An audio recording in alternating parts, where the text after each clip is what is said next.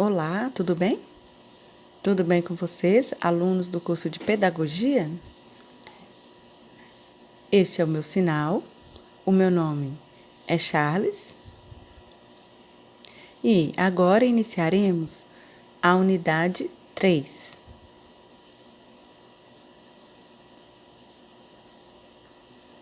Falaremos sobre alguns tópicos: língua e linguagem, alfabeto manual, iconicidade e arbitrariedade, variação linguística, este sinal ou este, parâmetros fonológicos e como os surdos adquirem a Libras, a língua de sinais?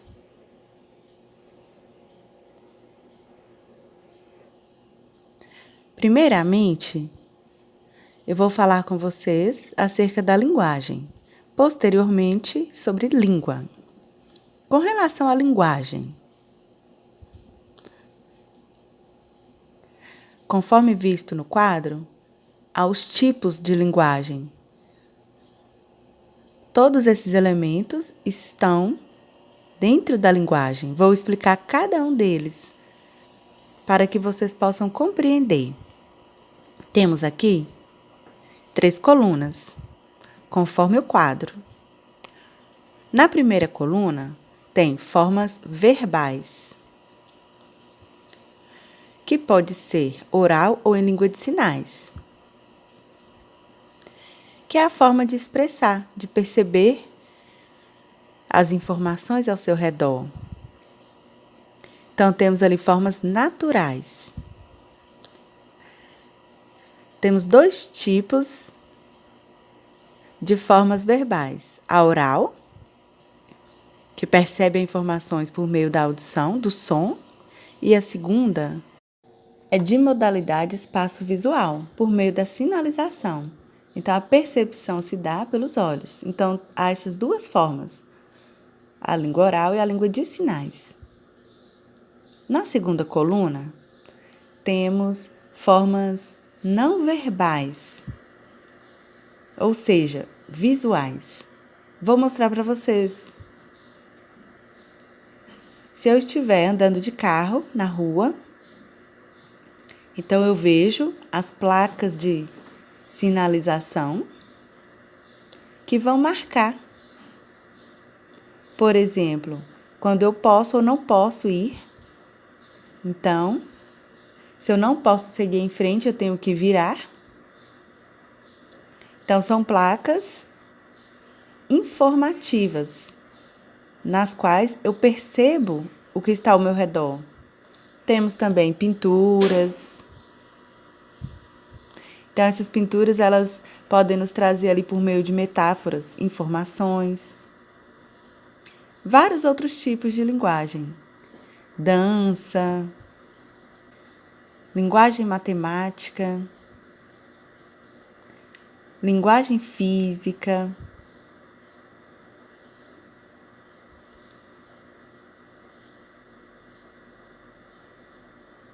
Temos o Esperanto, que é uma língua única, mundial.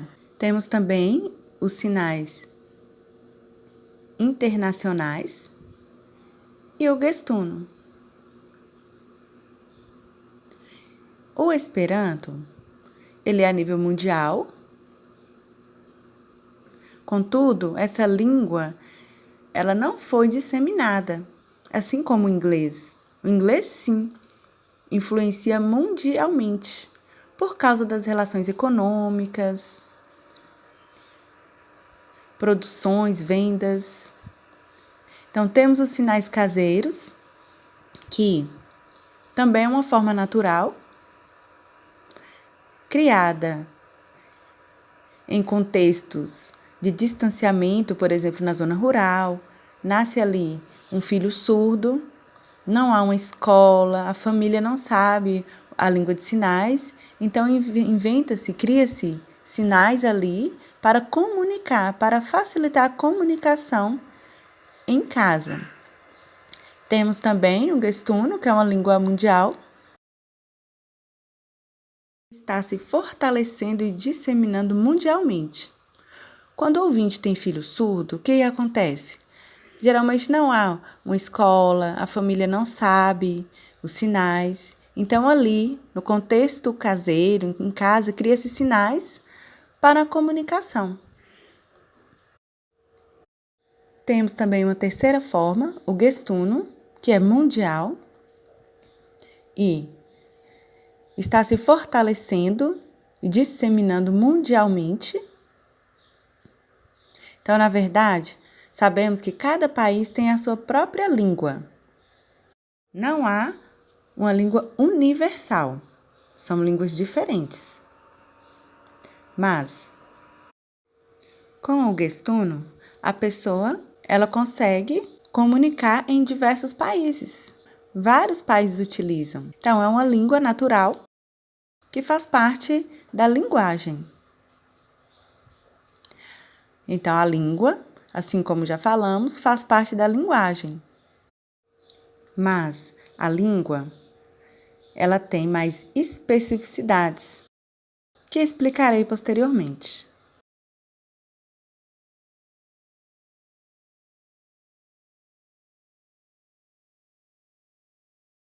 Com relação à língua, nós temos aqui dois campos. A língua oral, auditiva, e a língua de sinais, que é visual. A língua oral, cada país tem a sua própria língua. Por exemplo, o inglês, o espanhol, o francês. Cada país tem a sua própria língua. E a língua de sinais? Também. Cada país tem a sua própria língua, a sua língua de sinais. Então, esse aspecto é semelhante. Nas línguas orais, auditivas, as pesquisas no contexto da linguística e estrutura linguística começaram há muitos anos.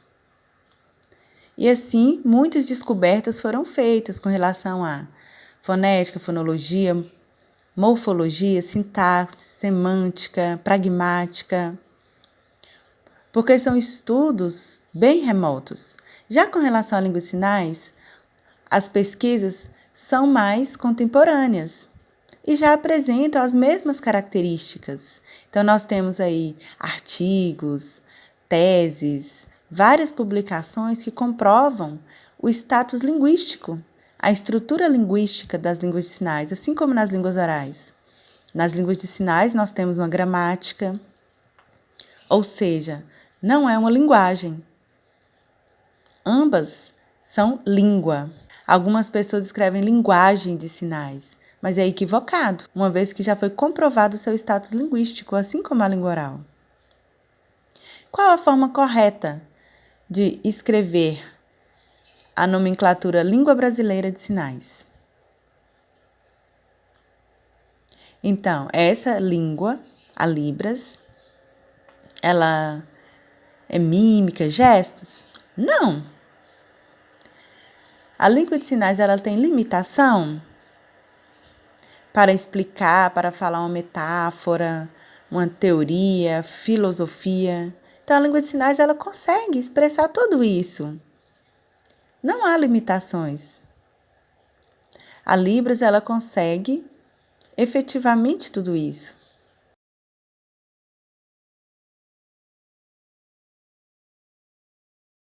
Com relação ao alfabeto manual, cada país tem o seu próprio alfabeto. No Brasil, nós temos o alfabeto. Na língua inglesa, tem seu alfabeto. Então, cada país tem o seu. E utiliza as mãos. Aqui no Brasil, utilizamos somente uma mão para fazer o alfabeto. Há alguns países que utilizam as duas mãos. Isso prova que é uma língua, pela diversidade. Cada país tem o seu próprio alfabeto.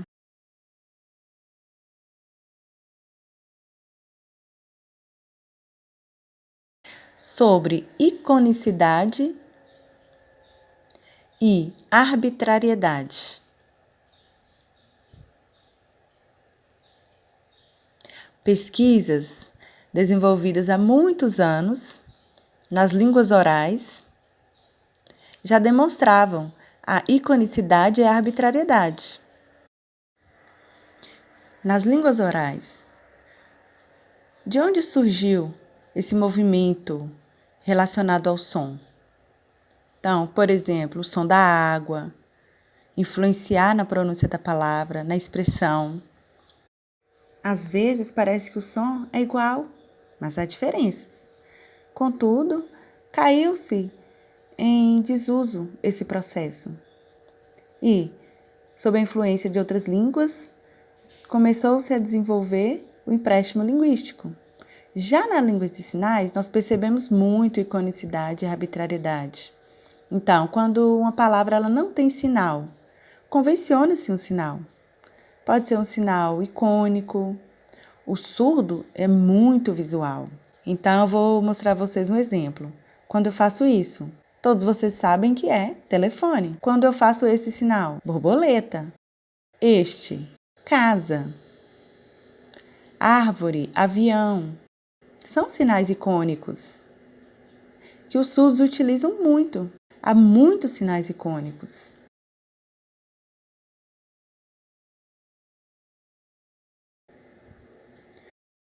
Quanto aos sinais arbitrários, esses sinais, eles são relacionados ao abstrato. Não há correspondência concreta, material. São sinais com significados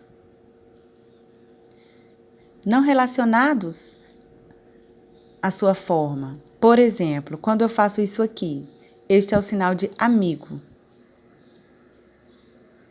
Este sinal, conhecer, conversar. Historicamente, quando não tinha palavras, convencionava-se palavras. E com os sinais é assim também. Convenciona-se os sinais e ele é disseminado. Então, esses sinais que eu faço aqui, como exemplo, conhecer, conversar, são sinais convencionados.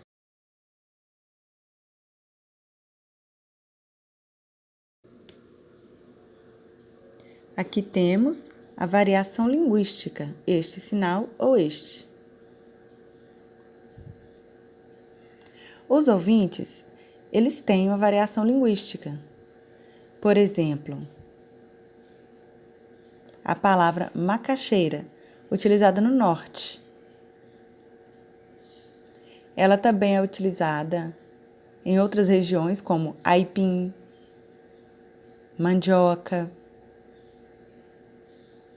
Isso configura a variação regional nas línguas orais. E nas línguas de sinais, não há variação linguística? Ah, sim! Vou mostrar para vocês um exemplo. No Rio de Janeiro, o sinal verde é este. Em São Paulo, é este. No Paraná, usa-se este. Então, surgiu naturalmente devido às distâncias. Com isso, há algumas transformações, modificações. Isso configura a variação linguística. Assim como os ouvintes, os surdos também têm a variação linguística. Temos o verbo ajudar. Eu posso te ajudar? Veja o movimento. E aqui? Eu posso te ajudar. Aconteceu em São Paulo, o filho de um ouvinte foi passear no rio e percebeu a forma diferente que as pessoas conversavam lá, a forma diferente de fazer sinais. Então, assim como a língua oral ela tem variação, na língua de sinais também.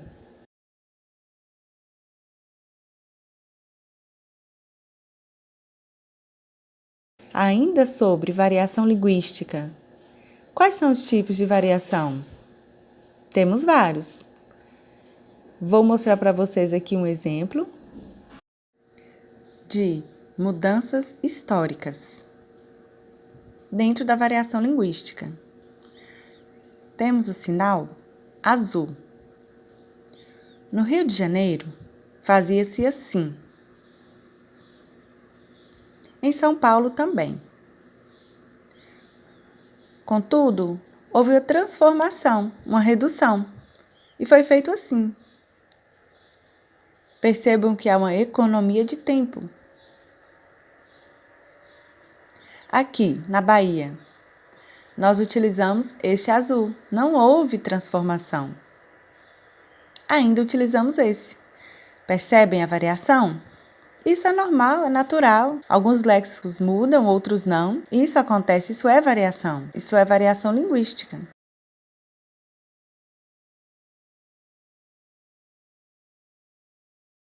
Agora sobre os parâmetros fonológicos. Aqui temos o principal elemento da gramática da língua brasileira de sinais. É preciso que você aprenda os conceitos inerentes aos parâmetros para que posteriormente aprenda a língua de sinais. E quando você aprende os parâmetros, não necessariamente você já sabe língua de sinais. São os primeiros passos para você aprender. Então, temos aqui os 5 principais parâmetros: configuração de mãos, ponto de articulação, movimento, orientação, expressão facial e ou corporal.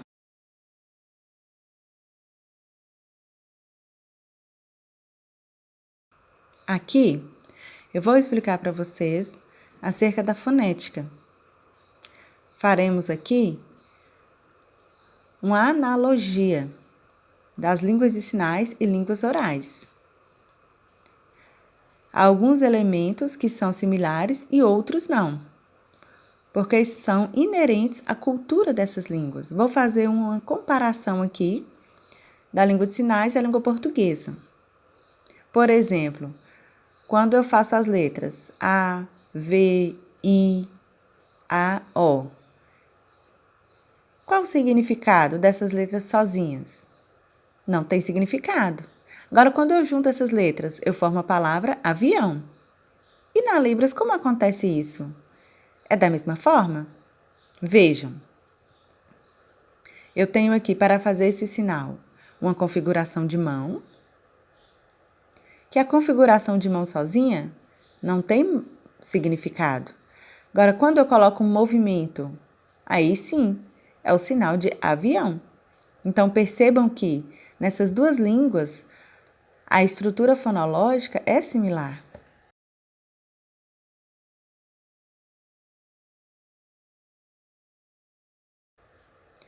Temos aqui William Stokely.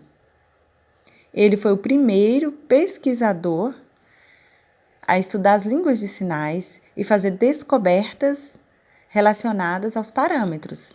Ele descobriu 3 parâmetros: a configuração de mão, o ponto de articulação e o movimento. Posteriormente, outro pesquisador descobriu a orientação e a expressão corporal e ou facial. E as pesquisas se desenvolvem até hoje.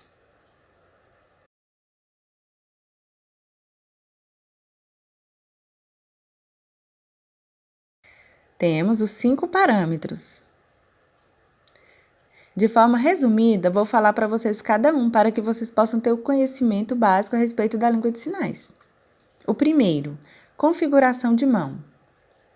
Ainda com essa configuração de mão, eu posso fazer vários sinais. Por exemplo, desculpa, perceba que é a mesma configuração. Evitar. Outro sinal, brincar. Percebam que é a mesma configuração. Com a mesma eu posso fazer vários sinais. É como se fosse um dicionário. Eu tenho as letras A, B, C, D. Tenho várias palavras com a letra A. Então, eu vou passar para vocês o dicionário com as configurações de mãos.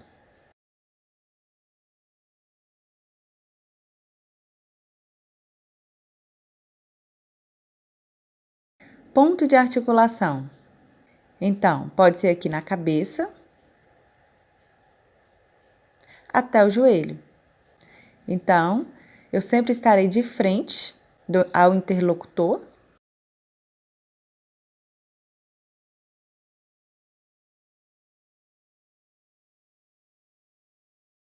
E há também os sinais feitos no espaço neutro.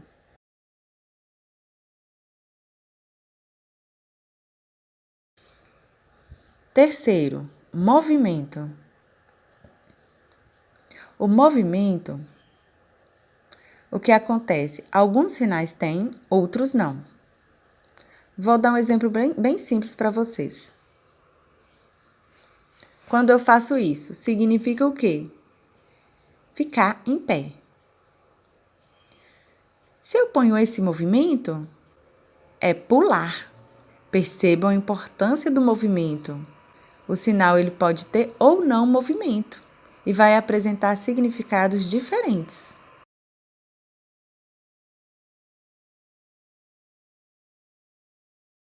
Quarto, orientação, direção. Todo sinal tem a orientação e direção. Qual é o tipo de orientação? Para baixo, para cima, para o lado direito, para o esquerdo, para trás, para frente. Vou mostrar a vocês um exemplo. Quando eu faço esse sinal aqui de passado, se eu modificar essa configuração e fizer isso aqui, eu tenho o sinal de tarde. Percebam que faz parte da gramática da língua brasileira de sinais.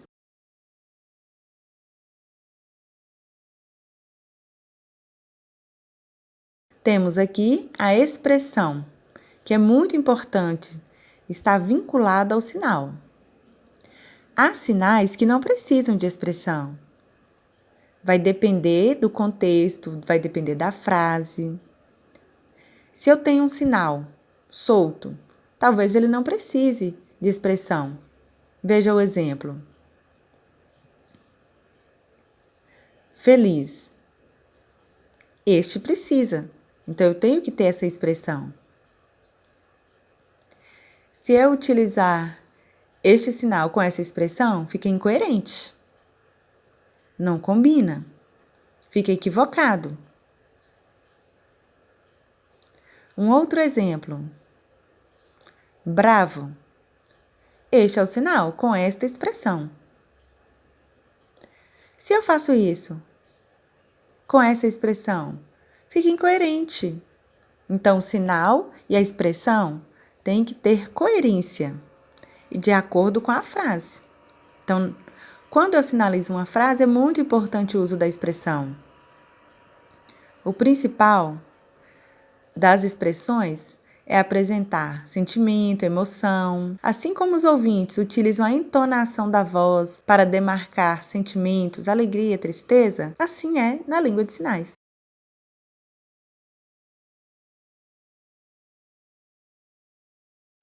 Já finalizando sobre essa temática de parâmetros fonológicos, eu uso o sinal de este sinal e vou detalhar para vocês os parâmetros. Vejam, quando eu faço esse sinal, laranja, eu tenho a configuração de mão, movimento, tenho aqui o local, ponto de articulação na boca, este movimento aqui, de abrir e fechar, orientação para a esquerda ou para a direita? Então, vai depender. E, por fim, a expressão. Não é necessário expressão. Aqui eu faço o sinal de laranja. E quando eu faço o sinal aprender? Os parâmetros são iguais, contudo, somente um. Somente o ponto de articulação que modifica é diferente. Enquanto laranja é na boca, aprender é na testa. Percebam que o local é diferente. Os parâmetros, os demais são iguais, somente um é diferente.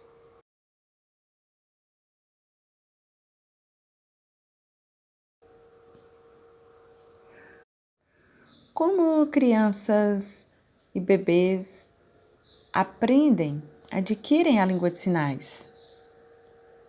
Então, o bebê ouvinte, ele tem ali no contexto familiar a língua oral, que ele está em contato. E aí ele desenvolve a fala. De início, as palavras são pronunciadas de forma incorreta, mas com isso vai se desenvolvendo a fala. Já com o bebê surdo é um pouco diferente. O bebê surdo, ele não ouve.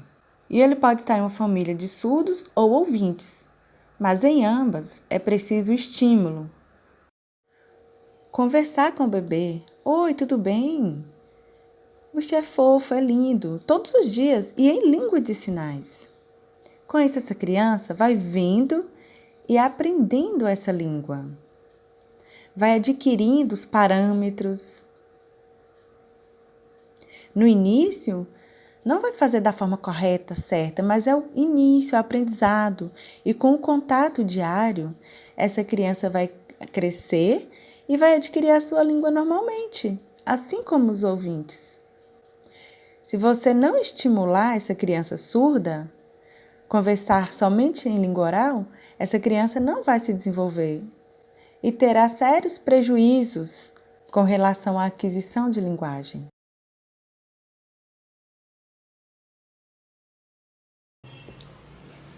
Muito obrigada a todos vocês pela atenção e paciência. Tchau!